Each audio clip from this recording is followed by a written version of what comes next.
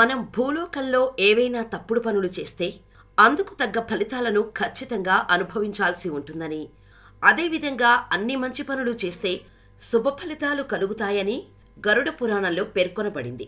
ఈ సందర్భంగా ఎలాంటి వ్యక్తులు నరకానికి వెళ్తారు, ఏ ఏ పనులు చేస్తే నరకంలో శిక్షలు అనుభవించాల్సి ఉంటుందనే ఆసక్తికరమైన విశేషాలను ఇప్పుడు తెలుసుకుందాం. హిందూ మత విశ్వాసాల ప్రకారం గరుడ పురాణానికి ఎంతో ప్రాధాన్యత ఉంది. మనం పుట్టినప్పటి నుంచి మరణించే వరకు ఏమేమి జరుగుతాయనే పూర్తి వివరాలు గరుడ పురాణంలో ఉన్నాయని పండితులు చెబుతారు. అంతేకాదు, మనం మరణించిన తర్వాత ఏం జరుగుతుంది, మన ఆత్మ ఎక్కడికి వెళుతుందనే వివరాలను కూడా పొందుపరిచారు. గరుడ పురాణం ప్రకారం మనం బతికి ఉన్నప్పుడు చేసే పనుల మీదే స్వర్గానికి లేదా నరకానికి వెళ్లడం అనేది డిసైడ్ అవుతుంది. మనం భూలోకంలో ఏవైనా తప్పుడు పనులు చేస్తే అందుకు తగ్గ ఫలితాలను ఖచ్చితంగా అనుభవించాల్సి ఉంటుందని, అదేవిధంగా అన్ని మంచి పనులు చేస్తే శుభ ఫలితాలు కలుగుతాయని గరుడ పురాణంలో పేర్కొనబడింది. ఈ సందర్భంగా ఎలాంటి వ్యక్తులు నరకానికి వెళ్తారు, ఏ ఏ పనులు చేస్తే నరకంలో శిక్షలు అనుభవించాల్సి ఉంటుందనే ఆసక్తికరమైన విశేషాలను ఇప్పుడు తెలుసుకుందాం. గరుడ పురాణం ప్రకారం ఎవరైనా మరణించిన తర్వాత వారు కొత్త ప్రయాణాన్ని ప్రారంభిస్తారు. తాము ఎప్పుడైతే చనిపోయి తమ ఆత్మ శరీరాన్ని విడిచిపెట్టి ప్రయాణం ప్రారంభిస్తుందో వారికి 3 రకాల ఆప్షన్లు లభిస్తాయి. చనిపోయిన వారు ఏ మార్గంలో వెళ్లాలనేది అతను చేసిన కర్మలు తప్ప ఎవ్వరూ నిర్ణయించరు. మొదటిది దేవలోకం అంటే బ్రహ్మలోకం, రెండవది ధూమ్ మార్గం, ఇది పితృలోకానికి మూల మార్గం, ఇక మూడవది వినాశ మార్గం, ఇది నరకానికి వినాశన మార్గానికి దారితీస్తుంది.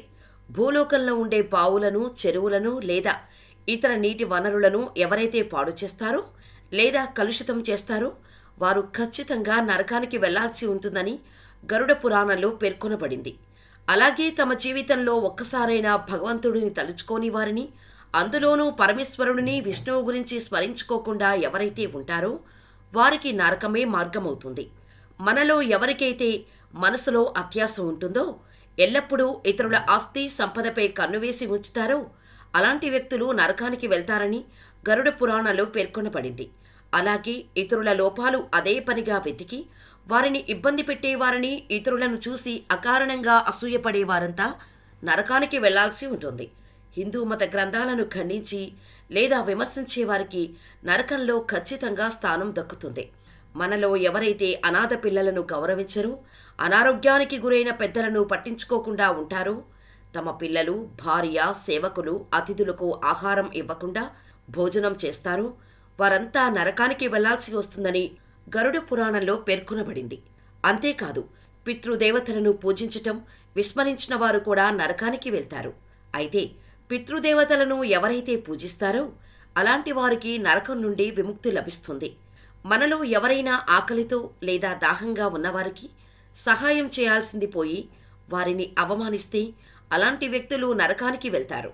అలాగే తప్పుడు సాక్ష్యాలు చెప్పటం, మహిళలను హత్య చేయటం, అబార్షన్ చేసుకోవటం, చేయించటం, ఆత్మహత్యాయత్నం వంటి ప్రయత్నాలు చేసిన వారంతా నరకానికి వెళ్తారని గరుడ పురాణంలో పేర్కొనబడింది.